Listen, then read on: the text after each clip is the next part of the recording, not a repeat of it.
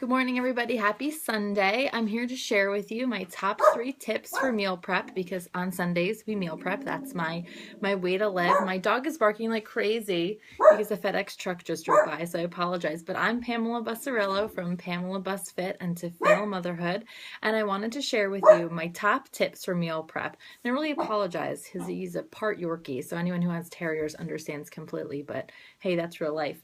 So anyway, my kids are in Baltimore visiting their aunts, Rachel and Lindsay, with Gimam and Poppy Seed, their grandparents, today. So I've got a lot of time to meal prep, but I don't always have this much time. And I know that as busy working moms or just as women in general, time is of the essence. Time is money. So I wanted to share some pointers with you. And because time is of the essence, I'll be as quick as possible. My number one tip, and now my other dog is scratching herself and crying. Life is true, right? My number one tip is to meal plan with a purpose. You can't meal prep without a good meal plan. On Saturday nights, my husband and I will catch up on some DVR shows. Maybe we'll watch Shark Tank, watch The Big Bang Theory, something lighthearted so that I can do our meal planning most effectively. I've got this awesome little notebook that I have. If you could see it here, I found this at Michael's. It was pretty inexpensive. I think it was like $2 or $3 on clearance. And it lays out the week for me. So I'll start to jot down ideas for my meal plan for the week, my dinner menu. I always start with dinner and work my way backwards. And I look for meals that I can prep simultaneously, like they share ingredients, or they both require the same temperature on the oven, or one is a crock pot meal and one is an oven meal, so I could do them both at the same time.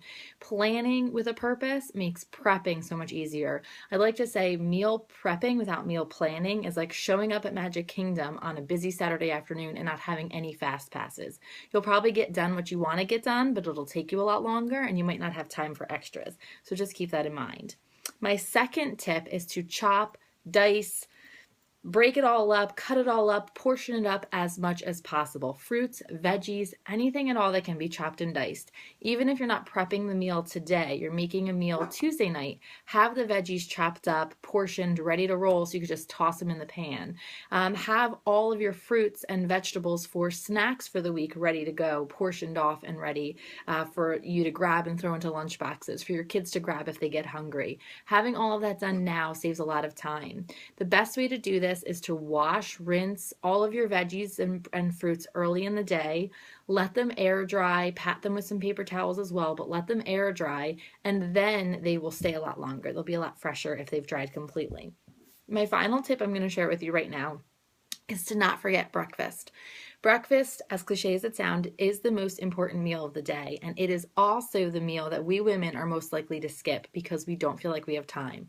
Or we're most likely to stop at Dunkin' Donuts and grab a muffin, which is the worst thing you could ever grab, with our coffee in the morning. Don't do that. Meal prep your breakfasts as well for you and your family, and life will just roll a lot smoother in the mornings. You know I love overnight oats. If you've been on my page before, I'm obsessed with them. I could share plenty of recipes if you want to give them a try, but all of those recipes came from my trial and error. I came up with those that work for me. The portions, I actually like rolled oats with chia seeds. I don't like just chia seed pudding, so I put them together, and to me, that's the best way to have it. I'll add Greek yogurt every time, so I'm getting some protein. Sometimes I'll throw in some Shakeology for my protein powder, but adding that protein and having that breakfast done is great. If you make sure you seal it nice and tight, you can have it for the rest of the week. It's ready, it's fresh, it'll be awesome. You could use your crock pot. You can make a ton of pancakes on a Sunday morning and have them in the freezer ready to go for the morning if your kids like a hot breakfast. The options are endless, but do not forget breakfast. I've got more tips for you, and they're posted on my blog if you want to check it out. It's tofillamotherhood.wordpress.com. I am an English teacher. To Kill a Mockingbird is the first novel I teach every year, and it's my heart, so I like that play on words, that pun, and I noticed a few of you have been emailing me about that you've caught on.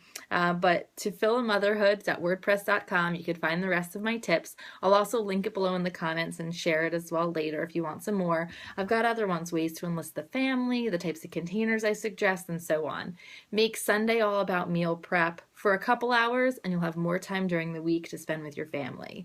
Again, Pamela Bussarello, I hope to hear back from you. And please do share this or tag someone in the comments below who you feel could use these tips. They're not just for those of us watching our waistline or doing 21-day fix, or those of us that are just moms. Meal prep will save you time. It will allow you to eat cleaner, and it will make everything just better for the week. Enjoy. Have a happy Sunday. It's raining here. I sat by the sole sunny window I could find, but enjoy the rest of your day. See ya.